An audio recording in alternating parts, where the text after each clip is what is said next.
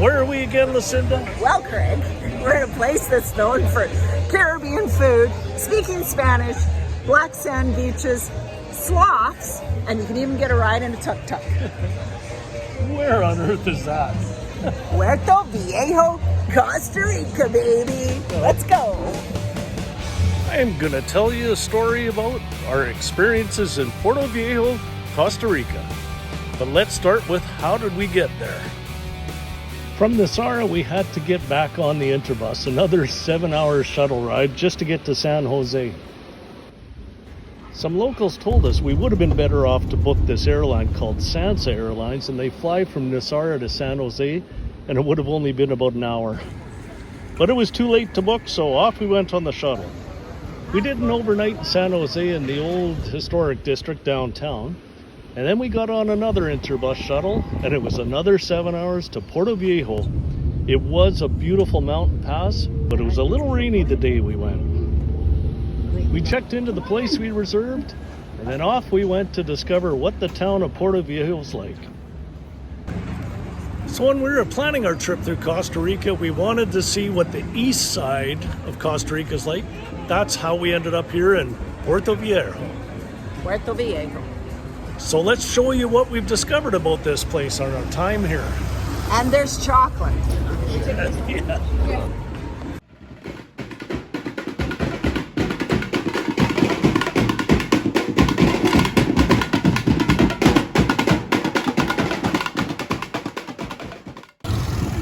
So this is the main road that comes through town here. It's almost like Main Street. And of course, the day after we got there, it started raining. After all, it is the tropics.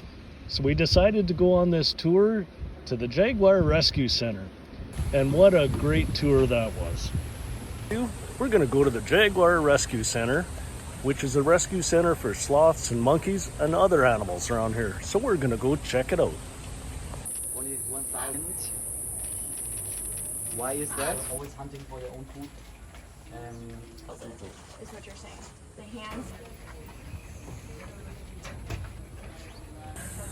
There was so much information on this tour, but it could be like a half an hour long video, and we don't want that.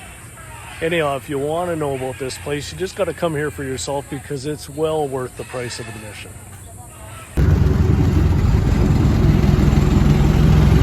Later that night, we ran into an issue. Now, it wasn't the fault of the place that we stayed at, but we had to pivot and make a change on short notice and take a look at the place that we were able to find with about 2 hours notice.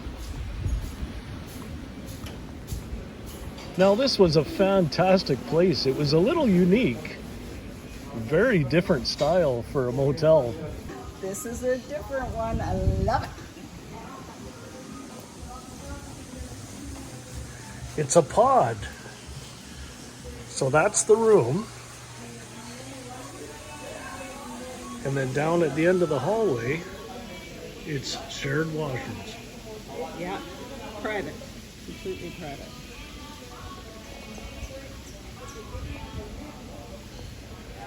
And there's a good view of the pods from the other side. But we enjoyed our stay there. And of course, the next day, it rained hard. The next day, we found another great tour close to town, and it's a local Coco Plantation. And they're actually a chocolatier also. They make their own chocolates. So we took this tour. And this was another fantastic tour. Boy, we really enjoyed it. We got to see the pods where they grow, what the cocoa bean looks like when it comes out of the pod, and taste it, of course. All the way through the roasting process, the tempering process, all the way to making chocolates. That was a great tour. We sure enjoyed that. Let me see your sugar. Both sides. Jeez. Good thing we're not here in the rainy season. Good thing I'm more salty than sugar. And then we had to pivot one more time. we were actually going to continue on to Limon, Costa Rica. But after talking with so many people on the previous 2 weeks, we decided against that and we changed again and went back to Puerto Viejo. After we got back, the weather changed and it turned out to be beautiful weather for the remaining stay we had there. Now it's time for the beaches. The first beach we went to was Playa Negro, and that's on the north end of town. And what a beautiful beach there. And we hit it on a great day. The next beach we went to was just south of town, but I actually can't remember the name of that playa. And then on the last day, we went to Punta Uva, and that's even a little bit further south of town.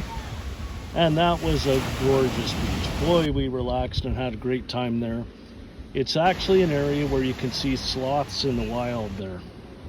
The food in Puerto Viejo, we actually really enjoyed it. On the east side of Costa Rica, they got a real Caribbean flavor, a real Jamaican influence there. Some of the jerk chicken there was fantastic. And this here was one of our favorite spots. I think we went there about 4 times to Bread and Chocolate. Here's the one place where you can watch live music in Puerto Viejo. When you go out to the restaurants at night, you will get a lot of local entertainment that will show up, and we really enjoyed that also. So Puerto Viejo was awesome during the daytimes.